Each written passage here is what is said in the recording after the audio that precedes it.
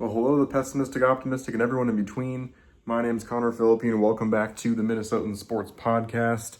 And I am finally in my new place. You can see I'm starting to get things set up for my setup again. So it's been like a month and a half, legitimately, since we started initially trying to get a house. That didn't end up working out. We now moved into another apartment, so we were pretty much living out of a hotel for a month and a half. And so that's one of the main reasons why I didn't end up making a lot of content. And I felt bad just putting out only raw reactions when I wasn't making anything else. And so I figured, since I'm going to start up content again pretty soon here, I might as well start making raw reactions. So I promise, for anyone that is doubting it, I promise I was going to make a raw reaction to this game, regardless of how the final was going to turn out. But it ended up being perfect timing because the Minnesota Vikings finally get a feel-good win, 31-0 over the Washington Commanders. Now, just to get everything out of the way that people are going to be saying in the comments, yes, it was a 3-8 team. Yes, even when Jaden Daniels was playing, he wasn't playing his best, and then he got hurt. Another thing people will be saying is that, I already saw some people in the comments saying, why would you shove Jaden Daniels to the ground? That's classless. It's not classless. If you are going to make the decision to chase after the guy that just intercepted the ball, you are like any other defender or potential tackler on the field. If you want to step to the side and try and prevent yourself from getting more hurt because you have an injured elbow, that's your prerogative. But if you're chasing after them directly, you're the lead person, you're the closest person to the ball, you're going to get blocked. And because you're a quarterback, you're probably going to get obliterated because you're not, let's face it, the biggest player on the field. So let's not talk about that because that's ridiculous. And then those are really the main reasons why people would try and, discount this victory. And there's plenty of reasons for that. But what really matters here is I kind of saw this as like worst case scenario. We lose the majority of the games the rest of the season. Helps our draft process, but I'm not that person ever that is like hoping for a loss. Never. Like I understand the whole tank for this player, tank for that player. A winning culture versus a losing culture is everything in the NFL. I mean, take a look at the Jets. Take a look at the Browns. They've had top picks for the last 10, 15 years. And where has that got them?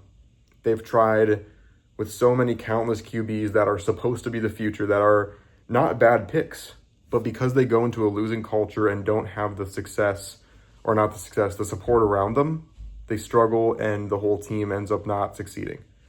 So I don't want to tank for draft picks ever, and you should never be hoping your team loses for that reason. So for us to be able to just finish out the season, it's kind of almost lower risk now because J.J. McCarthy understands he doesn't have to lead his team to the playoffs. He just needs to improve in any way possible. And that's what he did today. He showed that when that pressure is off, he can really shine. Obviously, the biggest struggle now is figuring out how to put things together when the pressure's on, when you're going up against a good team with a good defense, good pass rush. There's still a long ways to go. I'm not trying to say that this game is the one deciding factor in deciding whether or not McCarthy's going to be our guy. But it was kind of the statement of saying everyone should pump the brakes, because before Brosmer even came in, people were calling for McCarthy's job when he'd been playing for 6 games in his entire NFL career. And we're living in a period of NFL football where teams and fans are both, as a whole, as impatient as I've ever seen in my entire time watching football. You're giving a player 4 or 5 games and then deciding what their career is going to be.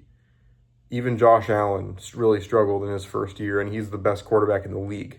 Not comparing J.J. McCarthy to Josh Allen by any means, and I'm not saying at all that he's going to have the same career as him. I'm just saying, no matter how good a quarterback is throughout their career, they could have an amazing first season, a horrible first season. You got to give them time. Just because there's a good team around JJ doesn't mean that should take away from the amount of time he should have to develop, especially considering he is one of the youngest starting quarterbacks in the NFL too. And the fact that he played as well as he did in this game shows that there's a lot more development he can do, but that spark, that potential was very evident here today. And that's what we should take away from this game. Not, oh man, we won the game, now we won't get a better pick. What kind of a fan are you if you're thinking that way? Because again, how many teams have been consistently picking in the top 5 or top 10 every single year and don't get victories? It's about the winning culture. It's about understanding, even when you have a down year like this, winning a few more games to end the season can mean everything to a team, because it shows we are still working at this. We're not trying to tank. Like, Kevin O'Connell was going for it on 4th down, up 24-0. That shows we are fighters. We are trying to win as many games as possible, and we're trying to get better. We're not trying to do anything necessarily short-term or long-term. We are trying to just be a better team in both facets, and that's what I love so much about the way we played today. There was no fight in any of these players. There's a lot of these veteran players that could have given up. Justin Jefferson could have given up on this team. Think about how many top 10, top 15 wide receivers that are WR1s on their team, throwing tantrums on the sideline, throwing their helmets. The only time Justin Jefferson throws his helmet is when he feels like he is frustrated that he either really could have had an opportunity to make a play or he missed a play on his own. And anytime he speaks to the media, it's all positives. And when he doesn't have anything positive to say and he just needs to let it sit, he won't talk to the media at all. And I think that's a good thing. But it shows so much leadership from Justin Jefferson, and so much leadership from this entire team. The veteran presence that wants to stick around to build this thing is amazing. And we saw every single player play with heart today. And that means everything. One more little piece I want to rant about real quick, because I just happened to be watching this game, watching the end of the Ravens and Steelers game. What is a catch anymore?